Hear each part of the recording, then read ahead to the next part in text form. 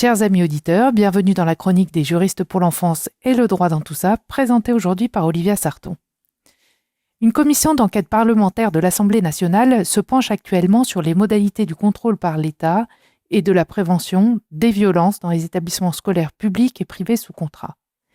Elle s'attache particulièrement à comprendre pourquoi des violences subies par des élèves ont pu être perpétrées pendant de longues années sans que les responsables ne soient sanctionnés ni écartés des établissements scolaires concernés. Dans certains cas, les malheureux élèves avaient peur de parler, peur de ne pas être crus, ou encore ils ont enfoui pendant de longues années le souvenir de ces mauvais traitements, parfois par amnésie traumatique. Mais dans d'autres cas, les élèves avaient dénoncé ces violences subies, en particulier auprès de leurs parents, des plaintes avaient été déposées, mais trop souvent sans aboutir à la prise de mesures.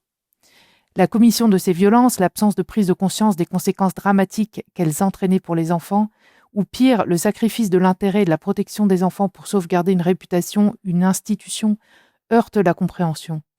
On s'en demande comment cela a pu être possible. C'est le mystère de l'existence du mal qui est encore une fois devant nous.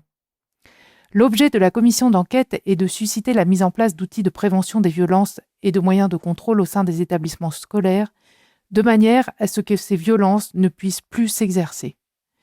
Si le rapport que la commission va rendre est suivi par leur représentation parlementaire, nul doute qu'en particulier l'enseignement privé se verra enjoint de modifier profondément son organisation.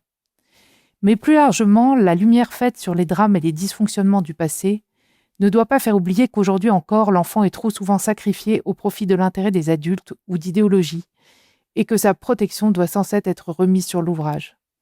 En particulier, plusieurs personnes auditionnées à l'Assemblée nationale ont évoqué les abus sexuels commis sur des enfants par d'autres mineurs. Ils peuvent être exercés dans les familles, mais aussi dans les établissements scolaires, parfois par des enfants très jeunes, et dans les foyers de protection de l'enfance qui recueillent des enfants très abîmés. Un grand nombre de responsables et d'éducateurs sont désemparés devant ces situations et ne savent pas ni comment les prévenir ni comment agir. Il est essentiel de mettre des mots sur les situations, de qualifier les faits, de mettre en place des mesures éducatives et de saisir la justice s'il y a lieu. Il en va de la protection de l'enfant victime aussi bien que celle de l'enfant auteur, qui est lui aussi un mineur en danger, qui doit sans doute être sanctionné, mais également surtout pris en charge et souvent soigné.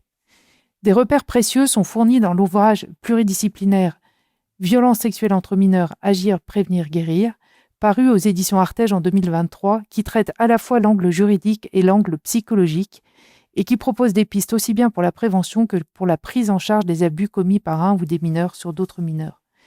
N'hésitez pas à le faire connaître autour de vous, et à la semaine prochaine.